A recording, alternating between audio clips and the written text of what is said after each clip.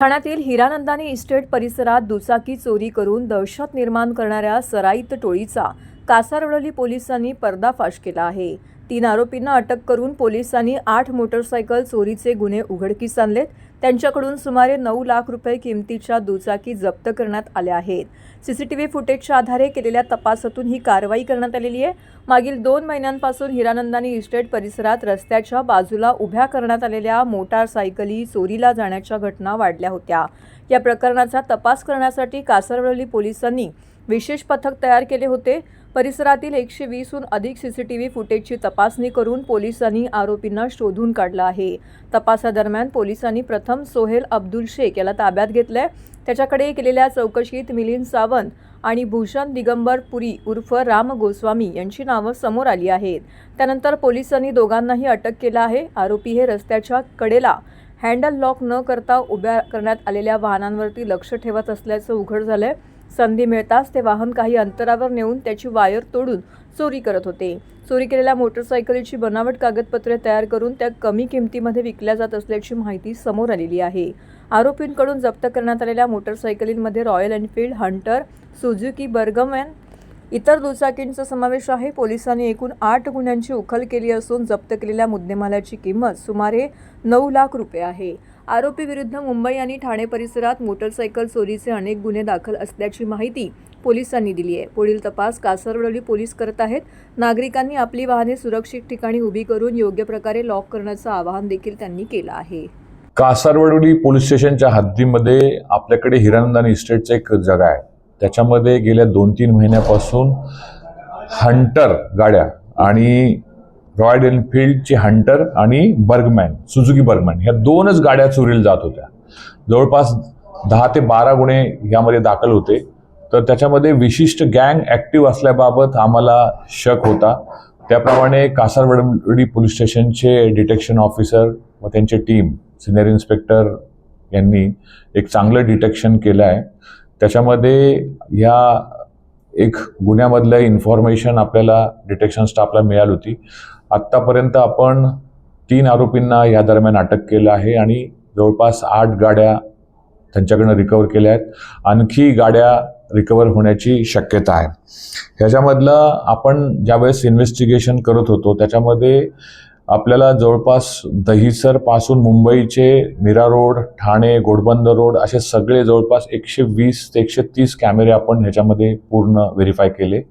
आणि टीमला सुरुवातीला एक आरोपी मिळाला शेख नावाचा। त्याच्याकडे तो रिसिव्हर होता, म्हणजे ह्या गाड्या चोरायचा तो रिसिव्हर होता। त्याच्याकडे आपण 3 गाड्या रिकवर केला। मग त्याच्यानंतर मेन सूत्रधार होता। मेन सूत्रधार जो आहे त्याला ज्यावेळेस आपण अटक केलं त्याचं नाव आहे मिलिंद सावंत। तर तो पूर्वीचा रेकॉर्डवरचा गुन्हेगार आहे। त्याच्याकडे जवळपास 70 ते 80 गुन्हे अशाच पद्धतीचे गाडी चोरीचे दाखल आहेत। आपल्या कासारवडलीमध्ये त्याच्यावरती पूर्वीचं रेकॉर्ड पण निष्पन्न झालं। चितळसरला एक गुन्हा होता ते पण निष्पन्न झालं। मिलिंद सावंत हा खूप दिवसापासून गायब होता। त्याला आपण पूर्ण कोकण, मुंबई, त्याच्यानंतर नवी मुंबई, त्याच्यानंतर पुण्यासारख्या ठिकाणी आपण सर्च करत होतो। शेवटी मिलिंद मिळाल्यानंतर त्याच्यातर्फे आणखी जवळपास 5 गाड्या त्याच्याकडनं मिळाल्या। तर मोडस आपल्याला या गुन्ह्यामध्ये असं निष्पन्न झालं की मिलिंद आणि आणखी त्याचा एक पार्टनर हे स्पॉटला जायचे। फक्त ज्या गाड्याचं हँडल लॉक नाही आहेत अशाच बर्गमन आणि हंटर ह्या 2 गाड्या हेरायचे। त्या गाड्या तिथून पार्किंग लॉटमधनं चालत बाहेर काढायचे, नंतर त्या वायर कट करून डायरेक्ट करायचे आणि नंतर गायब करायचे। आपल्याला हीच स्पेसिफिक मोडस आपल्याला गुन्हा दाखल झाल्यानंतर कळली होती। आपल्याला सुरुवातीला CR नंबर 286 जो ह्या वर्षातला गुन्हा आहे त्याच्यामध्ये आपण त्या गाडीचं आपल्याला डिटेक्शन झालं आणि पुढे मग हे सगळे आरोपी आपल्याला निष्पन्न झाले। आता मिलिंदचं स्पेसिफिक त्याचं बॅकग्राऊंड असं आहे की तो पूर्वी गॅरेजमध्ये काम करायचा, त्यामुळे गाड्याचं वर्किंग कसं असतं त्याला हे माहीत होतं। आणि त्याचं टार्गेटच होतं की फक्त बर्गमॅन आणि हंटर ह्या 2च गाड्या चोरायच्या।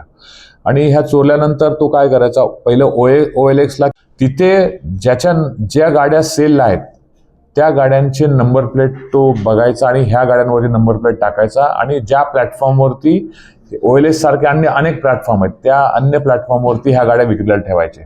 मग ह्या गाड्या विक्रीला जायच्या. मध्यस्थ म्हणून तो जो दुसरा सोहेल शेख नावाचा आरोपी वापरला, त्याच्याकडे 3 गाड्या दिल्या होत्या.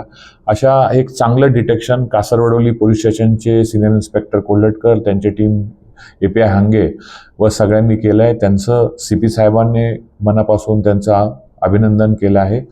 आणि असेच गुन्हे आणखी निष्पन्न होतील हे आता तपासामध्ये पुढे येऊन जाईल.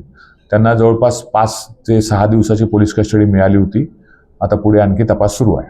पर्यंत आम्ही 8 गाड्या ताब्यात मिळाल्या आहेत.